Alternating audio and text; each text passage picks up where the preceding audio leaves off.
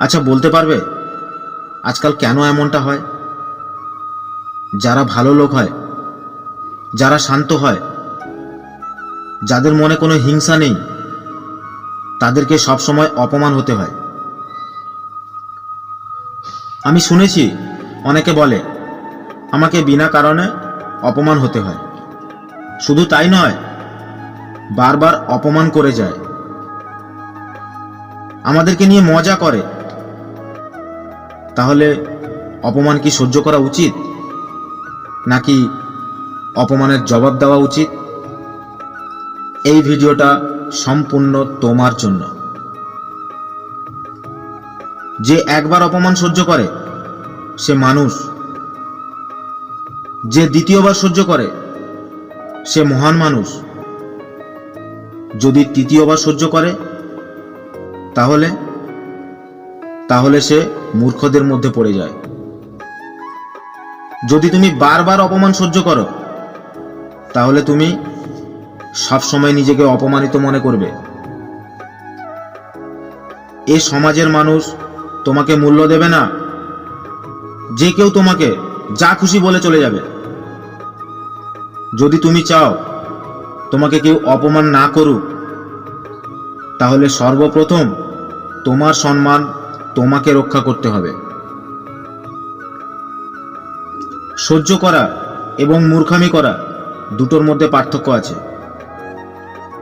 যে মানুষ খারাপ করে, অপরাধ করে, সে তো পাপ করছে, হ্যাঁ পাপ করছে। কিন্তু যে ব্যক্তি মুখ বুজে সবকিছু সহ্য করছে, সেও কি পাপ করছে? যদি প্রথমে তুমি প্রতিবাদ করো, তাহলে তার আর সাহস থাকবে না অপমান করার, কিংবা সাহস বাড়বে না। কিন্তু যদি তুমি তাকে কিছু না বলে চলে যাও, তাহলে নেক্সট টাইম সে আরো খারাপ করবে। তাই তোমার সম্মান করার দায়িত্ব তোমার নিজের। এই পৃথিবীতে সবথেকে মূল্যবান জিনিস হলো সম্মান। সম্মান যে কেউ ফ্রিতে পায় না। একে পেতে হলে নিজের চরিত্র, নিজের ভালো গুণ, নিজের ভালো কাজ দিয়ে অর্জন করতে হয়। আর সেই সম্মানকে যদি কেউ আঘাত করে, তাহলে সেটিকে তোমাকে রক্ষা করতে হবে। যদি তুমি তোমার সম্মান রক্ষা করতে চাও, তাহলে যে 3টি স্টেপ আমি তোমাকে বলবো, কথাগুলো মন দিয়ে শুনবে।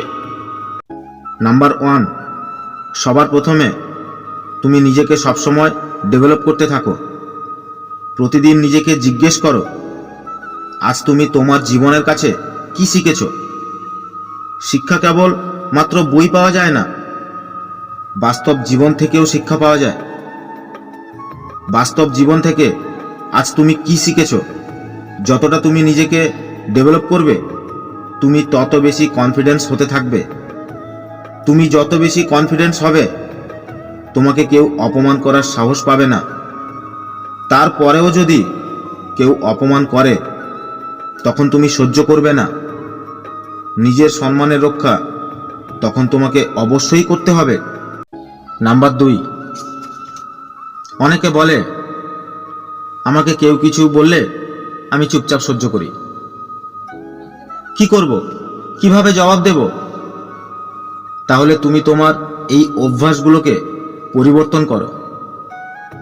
অনেক লোক আছে যারা সবসময় সহ্য করতে করতে যখন এদের সহ্য শক্তি শেষ হয়ে যায়, তখন এরা ঝগড়া করা শুরু করে, যাতে সম্পর্ক খারাপ হয়ে যায়। আর নিজেই তখন আফসোস করে, আমি খারাপ হয়ে যাই। এর কারণ আমি কথাই বলতে জানি না। কোনো কথার অর্থ দেওয়া এটা নয় যে তুমি রাগ দেখিয়ে ঝগড়া করবে। যদি কেউ তোমাকে এমন কথা বলে যেটা বলা উচিত নয়, তাহলে শান্তভাবে তার কথার উত্তর দাও।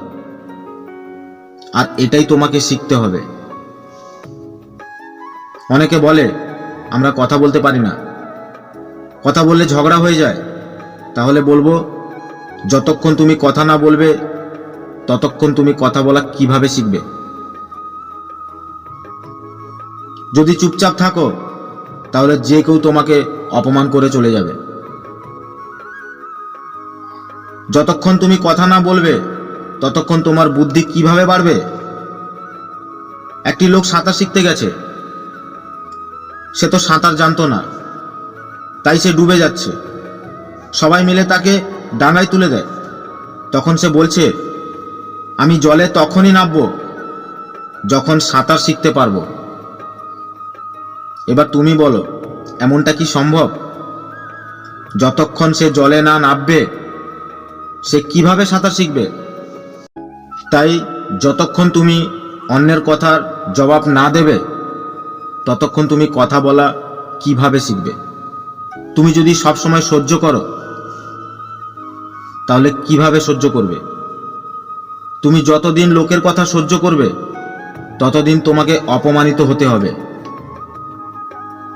কোনো রকম কোনো রাগ না দেখিয়ে শান্তভাবে লোকের কথার উত্তর দিতে শেখো। মনে রাখবে একটি কথা, যতক্ষণ তুমি নিজের সম্মান নিজে রক্ষা করবে ততদিন অন্য কেউ তোমাকে রক্ষা করবে না। যেদিন তুমি নিজের মধ্যে এই ক্ষমতা নিয়ে আসবে তারপর থেকে তোমাকে কেউ অপমান করতে পারবে না। নাম্বার 3, তোমাকে খারাপ লোকেদের থেকে দূরে থাকতে হবে, কারণ এইসব লোক কারোর খুশি দেখতে পারে না। এমন লোক অন্যের খুশি দেখে হিংসা করে। এরা সব সময় মানুষকে ছোট করে দেখে এবং ছোট করার চেষ্টাও করে। তাদেরকে নিয়ে খুব মজা করে। এমন লোকেদের স্বভাব চরিত্র কখনো পরিবর্তন হয় না। তাই এই সব লোকের থেকে দূরে থাকো। এই তিনটি কথা মনে করে যদি নিজের জীবনে প্রয়োগ করো তাহলে কেউ তোমাকে অপমান করতে পারবে না। মনে রাখবে, নিজের সম্মান নিজেকে রক্ষা করতে হবে। যদি ভিডিওটা ভালো লাগে পাশে থাকবেন। ফিরে আসছি পরের ভিডিও নিয়ে। সবাই ভালো থাকবেন, সুস্থ থাকবেন।